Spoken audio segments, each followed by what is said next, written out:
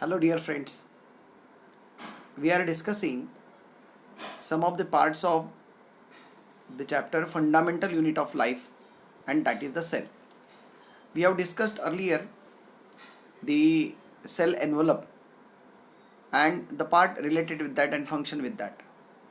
Today, we are going to discuss in this video the most important cell organelle, we can call it as a cell organelle, the nucleus. In earlier classes, we have studied that in 1665 Robert Hooke for the first time discovered the cell, but it was dead cell. Later on it was Antony von Leeuwenhoek who in 1674 for the first time observed the living cell.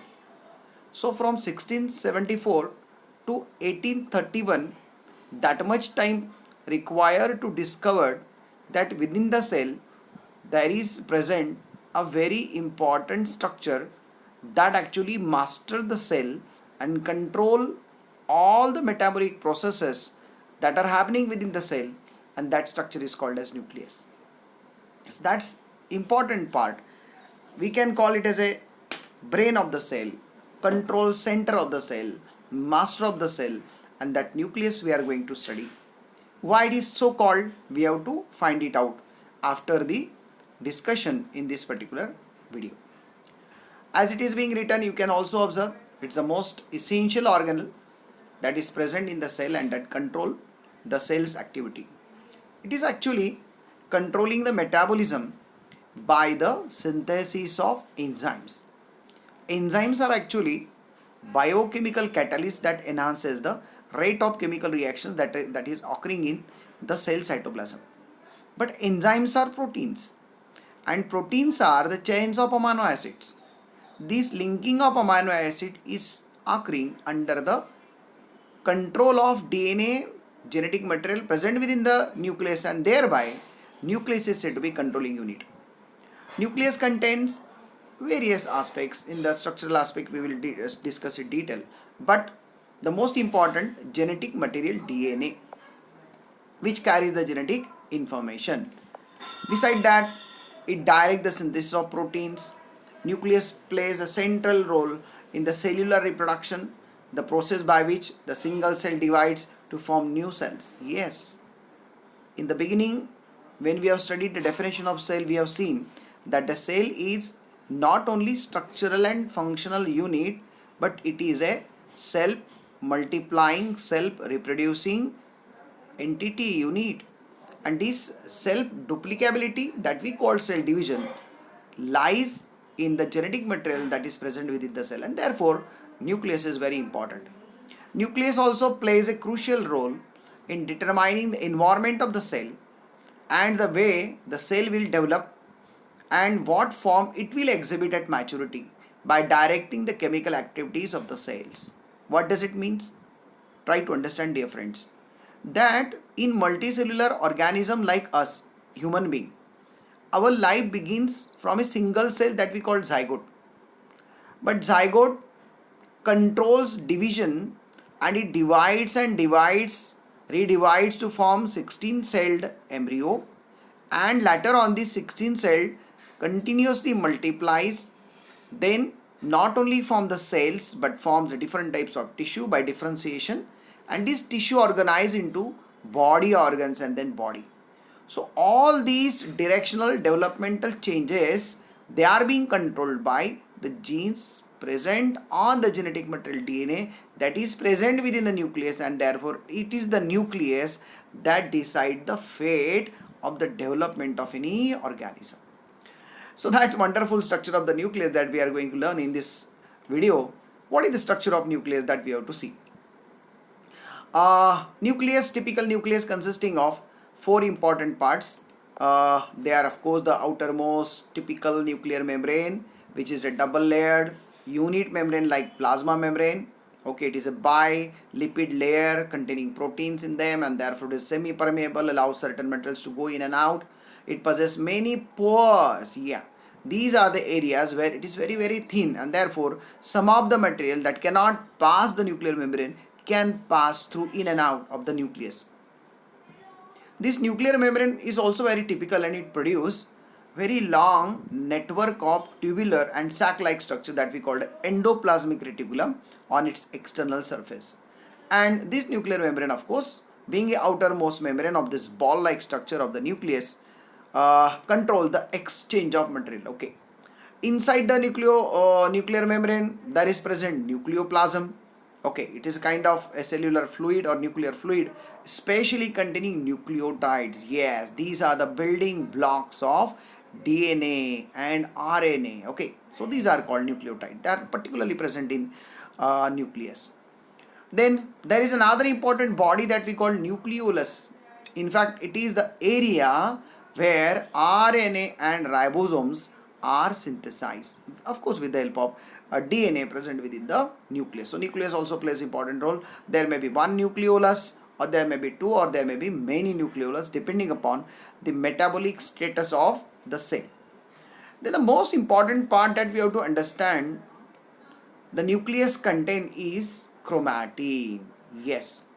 In fact, in eukaryotic cells, the genetic material DNA along with the specific proteins called histones together typically constitutes the chromatin. These are the very thin and long threads made up of protein and DNA. And these threads of chromatin then undergoes the coiling, recoiling and condensation, supercondensation resulting into a typical structure that we call them as chromosomes in eukaryotes. So we call them as chromosome, but in general, when the cell is in the metabolic state of general state, not dividing state, we can say the genetic material is present in the form of chromatin, long thin threads of DNA and histone. Okay. One more important aspect, by the way, we have to understand is that nucleus is absent in some of the cells, including RBC of the mammals, and in case of plant, if we talk about the sieve tubes of the phloem, okay, it's a complex tissue in the plant. In the sieve tubes, at maturity, nucleus is absent. With this exception, almost all other living organisms possess nucleus essentially. However, in the plant cell, the nucleus is pushed towards one corner of the cell because of the presence of central, bigger, larger vacuole that we called as eccentric, going to the towards away from the center, that we call eccentric nucleus in the plant cell, while usually in animals the nucleus occupies the central position of the cell. There are certain cells which is possessing only one nucleus, uninucleate cells, while there are other cells, for example, there are certain fungi, there are certain algae, they may possess many nuclei in a single cell. Okay, so they are called multinucleated cell. This is a typical structure of the nucleus. You can observe over here. I want to have your attention on this particular structure. Here it is a nuclear membrane which is double layered. Here you can observe it is a pore. These are the pores present on them. Actually, these are not the holes, but these are the thin out areas where in and out of the certain complex material like protein molecules, amino acid chains could possible, enzymes could possible. Within this nuclear membrane, as you can see from outside, they produce a elongated tubular network. It's called endoplasmic reticulum. Okay, inside this nuclear membrane, there is present the nucleoplasm. Embedded in the nucleoplasm is a nucleolus, the site where synthesis of RNA and ribosome occurs. Then these is the thread-like elongated, very intricately complex material that we call chromatin. This is a chromatin. This chromatin, of course, then produce very typical structure, chromosome. In the next slide, we are going to discuss that also. Okay, we have to understand that what is the relationship between the chromatin and chromosome. Okay, we say chromatin is genetic material, chromosome is also genetic material. Of course, chromosomes are formed by the chromatin, but how chromatin is formed, that in the next slide we are going to see. So this is the nucleus. Often in the examination, we have to write the structural aspect of the nucleus. Here you can see these and you can write about that, even detail of that. You have to draw the diagram and you can explain the things about it. Okay, then what is chromatin and how this chromatin form the chromosome? Okay, this is a very important aspect in this particular slide we are going to observe. Friends, I have deliberately choose this particular slide for you to better understand how the chromosomes are being formed. In this diagram you can see that it is a chromosome. Okay, usually we draw chromosome having central part. Here we can call it a centromere, and to the centromere there is present one chromatid, and there is another chromatid. So these two chromatids are attached at the central point that we called as centromere. Okay, this is centromere. But how this chromosome is formed, that's very interesting. Now here it is a sequence given. Can you see that it is a double-stranded DNA molecule? In this diagram you can see it is a double-stranded DNA molecule whose diameter is just 2 nanometer. Okay, just 2 nanometer. But when this double-stranded DNA molecule is wrapped on this histone core, histone proteins, which is made up of 8 different types of histone molecules. Okay, so you can see here this double-stranded DNA molecule wrap, go further, wrap, go further, wrap, go further. Okay, it is wrapping of long DNA on the protein. They are called as histone protein. Now this fiber is now called as, actually it is called as nucleosome fiber, and it becomes now 11 nanometer thick. Its thickening is beginning now. Okay, now this string of bead, it is called as string of bead, which actually observe under electron microscope. When we observe this chromatin, it observe like this string of beads, motiyon ki mala. In between there are certain bead like structure, in between there is a thread like structure. Okay, as you know that it is a string of bead, जैसे मोतियों की माला होते वैसे they appear beads. So these beads are these histone proteins, and this thread is like DNA.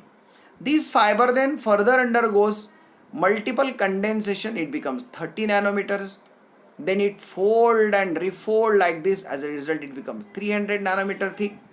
And then it further undergoes coiling and supercoiling, and it becomes 700 nanometer thick, from 2 nanometer to 700 nanometer thickness, as a matter of condensation, super condensation by condensation of the water molecule. Finally, very complex, highly intricate structure, it forms the chromosome. As you can see that this particular red part, when it is extended, it extend like this. If it is uncoiled like this, it can be uncoiled like that, and then it goes and goes. It becomes very long and thin DNA molecule. In fact, the genetic material or the genetic information is loaded on this DNA molecule, and this piece of DNA molecule is called as, in fact, gene.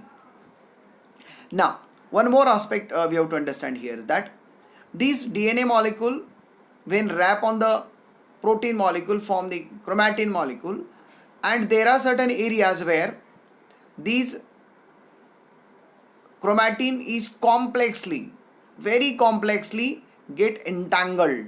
Okay, as a result, it is called as, we can say, heterochromatin, where the genes, they are spliced replicated later in S phase. Okay, heterochromatin is a area where the chromatin material is loosely arranged, while in case of euchromatin it is compactly arranged. Okay, so that is what we have to understand it. Okay, then if we talk about the cell which is not dividing, the genetic material is present in the form of chromatin, and when the cell has to divide, this long chromatin molecule, which constitute one chromosome, so many chromosomes to form, this constitutes, condense and recondense and constitute the chromosome, which are shorter, thicker.